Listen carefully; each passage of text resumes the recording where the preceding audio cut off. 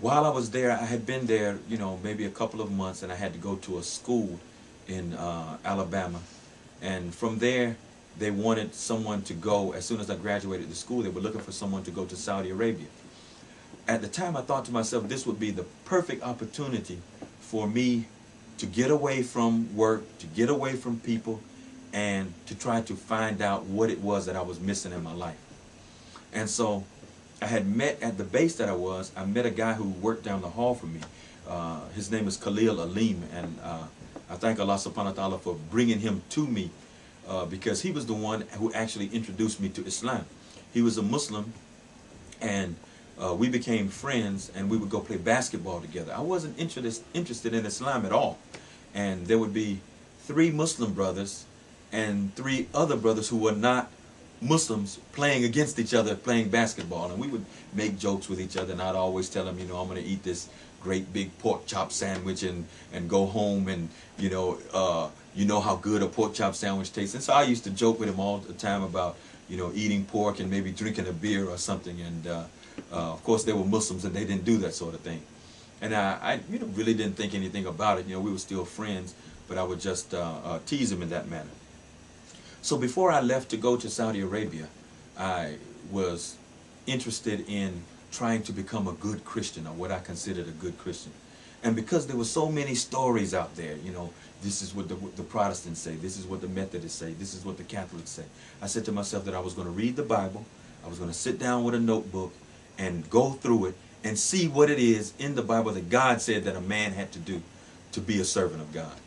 And so I took my Bible, and I had got a book from one of the brothers called, which was actually from Khalil Alim, and it was called Bringing the Black Man Back to God. And I took this book, and I took this Bible to Saudi Arabia. And whenever I was outside of work, I would read the Bible, and I would study this book.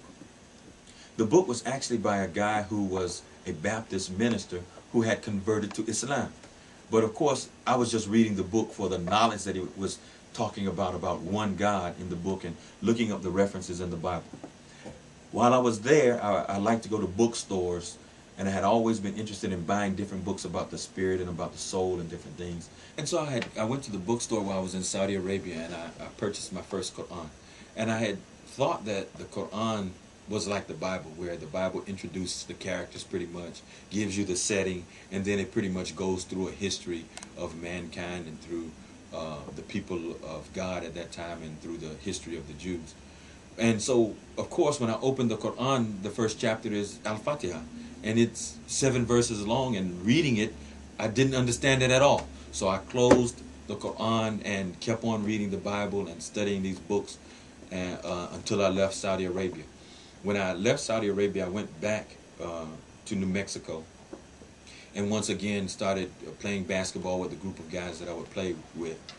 I began to go to their service, which is called Juma, on Fridays, and just sit and listen to what was going on. I didn't pray, I didn't do anything. I would just listen to what they were saying there.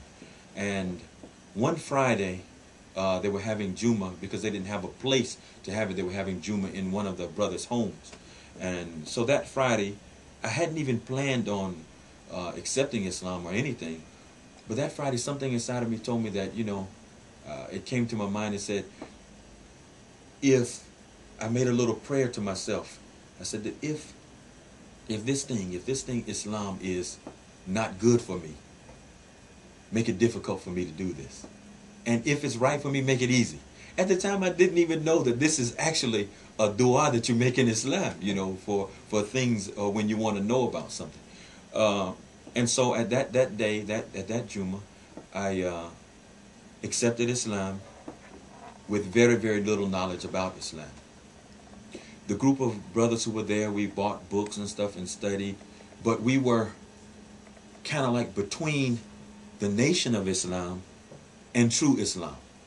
We would look at tapes by Louis Farrakhan and other Nation of Islam people, and then we would read something from Quran and look at another tape, and we kept saying, there is something different about these two things. One of them just doesn't smell right. And then Allah subhanahu wa ta'ala sent a brother to our community who had some Islamic knowledge. And through him we got more books, and learn certain things. And actually, it kind of divided the community, because a lot of the brothers who were there because of this quote unquote black nationalist movement, which is pretty much what the Nation of Islam is. And the other brothers were there because they were spiritually looking for the truth.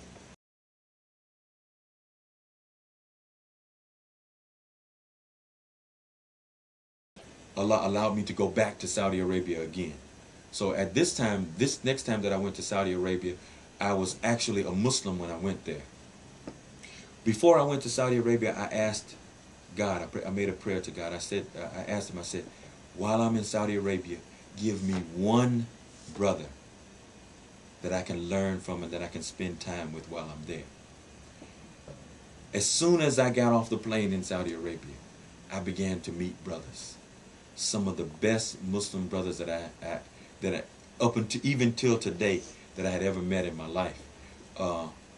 When you ask Allah for something, He always provides something much more than you could ever expect Him to give you. And that's what happened to me. As soon as I got off the plane, there was a cultural center there. I met some brothers there. One of the places that I had to go to pick up information was right near the cultural center. And I would meet the brothers, and every day they would take me places and do different things with me. And ironically, I went to the Saudi Royal Air Force headquarters, and I was in the masjid there praying one of the prayers during the day. I forgot what prayer it was. And a brother who I had met had asked me to dinner. And he had asked me to come, no, he asked me to come have lunch with him. And then another brother came over and asked me to come with him to go somewhere. And another brother, and another brother, and another one. And there was a brother sitting beside me at the time, and he said to me, I said, Abdel Shakoor, he said, I want to spend time with you.